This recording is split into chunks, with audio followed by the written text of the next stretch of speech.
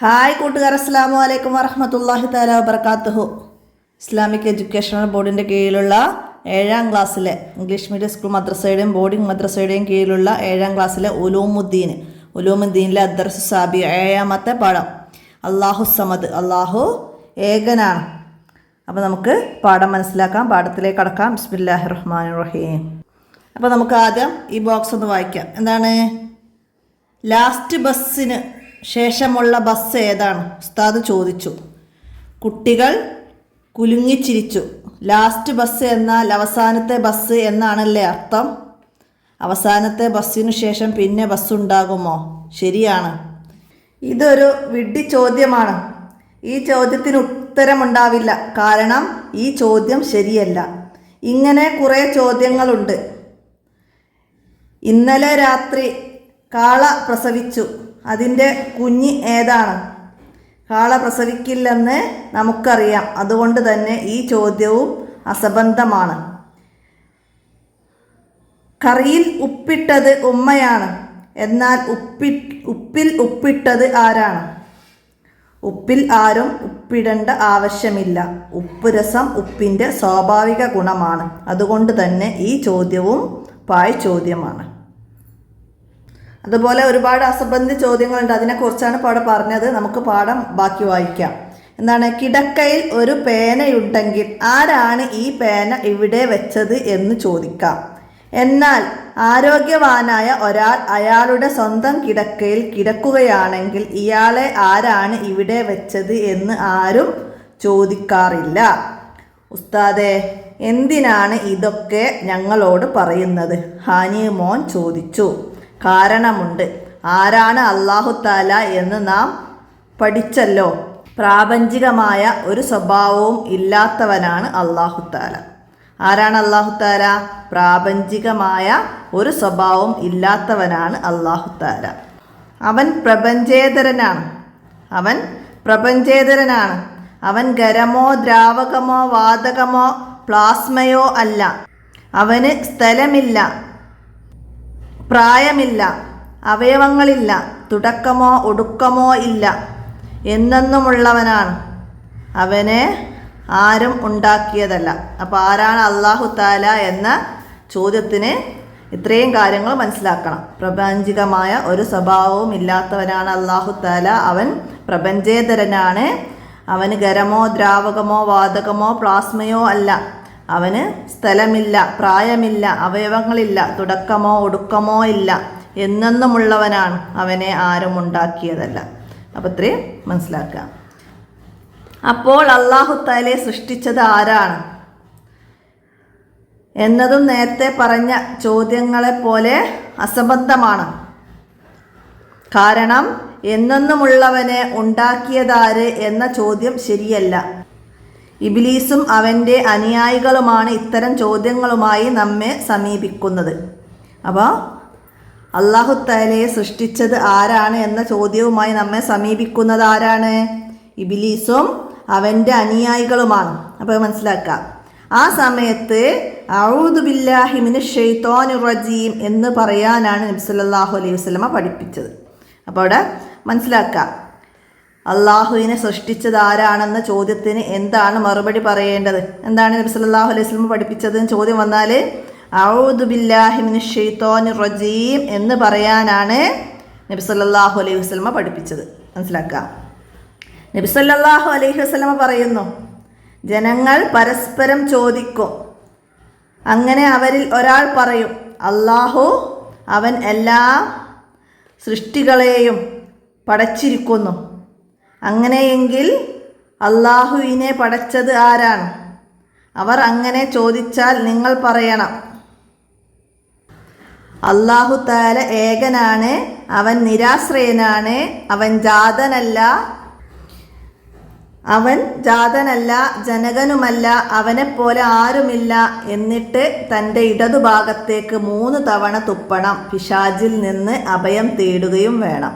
അതായത് ജനങ്ങളുടെ കൂട്ടത്തിൽ നിന്ന് പരസ്പരം ചോദിക്കും, ആരാണ് അല്ലാഹു എന്ന്. അപ്പോൾ എന്താണ്? അവരിൽ നിന്ന് ആരെങ്കിലും പറയണം, എന്ത്? അല്ലാഹു ഏകനാണ്, അവൻ നിരാശ്രയനാണ്, അവൻ ജാതനല്ല ജനകനല്ല. ജാതൻ എന്ന് പറഞ്ഞാൽ ജനിച്ചവനല്ല ജനിപ്പിച്ചവനുമല്ല. അതാണ് ജാതൻ ജനതകൻ എന്ന് പറഞ്ഞാൽ. ജനിച്ചവനോ അല്ല. അവനെപ്പോലെ ആരുമില്ല. എന്നിട്ട് തൻ്റെ ഇടത് ഭാഗത്തേക്ക് 3 തവണ തുപ്പുകയും പിശാചിൽ നിന്ന് അഭയം തേടുകയും വേണം. അപ്പോൾ ഇത് മനസ്സിലാക്കണം കേട്ടോ. ഒന്നിലധികം ഇലാഹുകൾ ഉണ്ടായാൽ എന്തെങ്കിലും കുഴപ്പമുണ്ടോ? അമീൻ ചോദിച്ചു. ഉണ്ട്. കാരണം എന്താണ് ഒന്നിലധികം ഇലാഹുകൾ ഉണ്ടായാലുള്ള കുഴപ്പം? ഇലാഹുകൾ അവൻ സർവാധിപനും സർവശക്തനും ആയിരിക്കണം. ഇലാഹാകുമ്പോൾ അവൻ സർവാധിപനും സർവശക്തനുമായിരിക്കണം. ഇലാഹാകുമ്പോൾ അവൻ സർവാധിപനും സർവശക്തനുമായിരിക്കണം. മറ്റൊരാൾക്ക് വിധേയപ്പെടണം എന്ന് പറഞ്ഞാൽ അയാൾ അശക്തനാണ് എന്നാണ് അർത്ഥം. ഒരാൾക്ക് വിധേയപ്പെടണം എന്നാൽ അയാൾ അശക്തനാണ് എന്നാണ് അർത്ഥം. അശക്തർ ഒരിക്കലും ഇലാഹാകില്ല.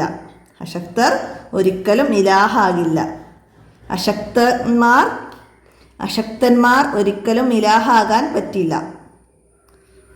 2 ഇലാഹുകളുണ്ടെന്ന് സങ്കല്പിക്കുക.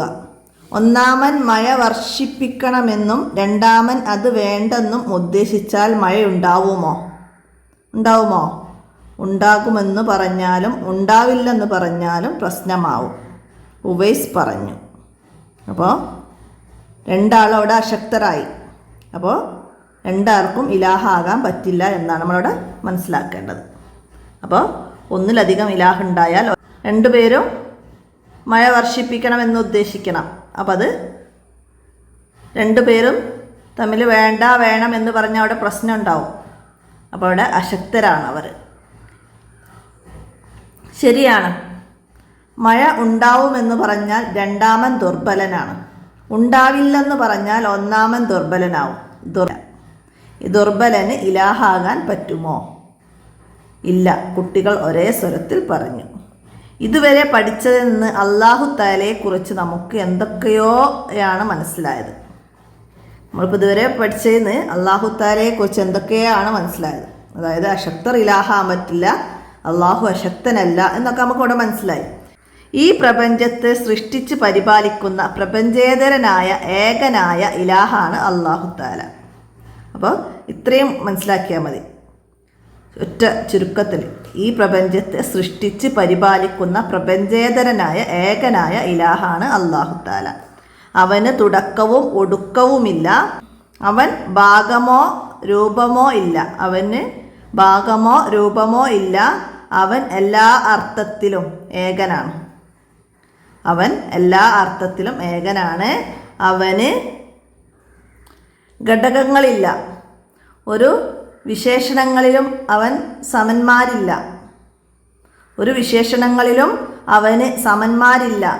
അവൻ സർവശക്തനും സർവജ്ഞനുമാണ്. അപ്പോൾ അതൊക്കെ അള്ളാഹുവിൻ്റെ വിശേഷണങ്ങളാണ്. അപ്പോൾ അതൊക്കെ ഇതിൽ നിന്ന് മനസ്സിലാക്കുക. 2 ഇലാഹ് ഉണ്ടായാൽ എന്താണ് പ്രശ്നം, അതൊക്കെ മനസ്സിലാക്കുക. പിന്നെ അള്ളാഹുവിൻ്റെ വിശേഷണങ്ങൾ പറയുന്നുണ്ട്, അതൊക്കെ മനസ്സിലാക്കുക. 5 വരിയിലൊക്കെ കുറയാതെ എഴുതാൻ വരുന്ന ചോദ്യമായിട്ട് വരാം. മനസ്സിലാക്കുക. നമുക്കിതിൻ്റെ ദഫ്തർ തോലിബ് നോക്കാം. നമുക്കിവിടെ ആദ്യം വരുന്നത് എന്താണ്? വിട്ടഭാഗം പൂരിപ്പിക്കാനാണ്. ഇലാഹ് സർവാധിപനും സർവശക്തനും ആയിരിക്കണം. അവിടെ സർവശക്തനും എന്നത് നമുക്കവിടെ എഴുതി കൊടുക്കാം. ഇലാഹ് സർവാധിപനും സർവശക്തനും ആയിരിക്കണം. അടുത്തതാ, മറ്റൊരാൾക്ക് വിധേയപ്പെടണം എന്ന് പറഞ്ഞാൽ അയാൾ ദുർബലനാണ് എന്നാണ് അർത്ഥം. അശക്തൻ ഒരിക്കലും ഇലാഹ് ആകാൻ പാടില്ല. അപ്പോൾ നമ്മൾ വായിച്ചത് അടയാളപ്പെടുത്തി വെക്കുക. സർവാധിപനും, ഇലാഹുകൾ സർവാധിപനും സർവശക്തനുമായിരിക്കണം. മനസ്സിലാക്കുക. വിട്ട ഭാഗം പൂരിപ്പിക്കാൻ വരുന്ന ചോദ്യമാണ്. പിന്നെന്താണ്? അപ്പോൾ അവിടെ മറ്റൊരാൾക്ക് വിധേയപ്പെടണം എന്ന് പറഞ്ഞാൽ അയാൾ അശക്തനാണ്. അപ്പോൾ അശക്തന് ദുർബലന് ഏതോ എഴുതാം, രണ്ടും സെയിമാണ്. അപ്പോൾ അവിടെ അയാൾ അശക്തനാണ് എന്നാണ് അർത്ഥം. അപ്പോൾ അത് അവിടെയൊക്കെ എഴുതാം. പിന്നെന്താണ്? അശക്തർ ഒരിക്കലും ഇലാഹാകാൻ പറ്റില്ല.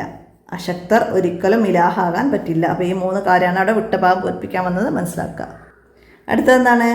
നുജ്ബി ചോദ്യങ്ങൾക്ക് ഉത്തരം എഴുതാനാണ്. അല്ലാഹു തആലയെ സൃഷ്ടിച്ചത് ആര് എന്ന ചോദ്യം അസംബന്ധമാണ്. കാരണം എന്താണ് അസംബന്ധമാകുന്നത്? എന്താണ്? പ്രാപഞ്ചികമായ ഒരു സ്വഭാവം ഇല്ലാത്തവനാണ് അല്ലാഹു തആല. അവൻ പ്രപഞ്ചേതരനാണ്. അവൻ ഖരമോ ദ്രാവകമോ വാതകമോ പ്ലാസ്മയോ അല്ല. അവന് സ്ഥലമില്ല, പ്രായമില്ല, അവയവങ്ങളോ തുടക്കമോ ഒടുക്കമോ ഇല്ല, എന്നെന്നുമുള്ളവനാണ്. അവനെ ആരും ഉണ്ടാക്കിയതല്ല. അതുകൊണ്ടാണ് ആ ചോദ്യം അസംബന്ധമാകുന്നത്. മനസ്സിലാക്കി പഠിക്കട്ടാ. അവിടേക്ക് എഴുതുക. അടുത്തതെന്താണ്?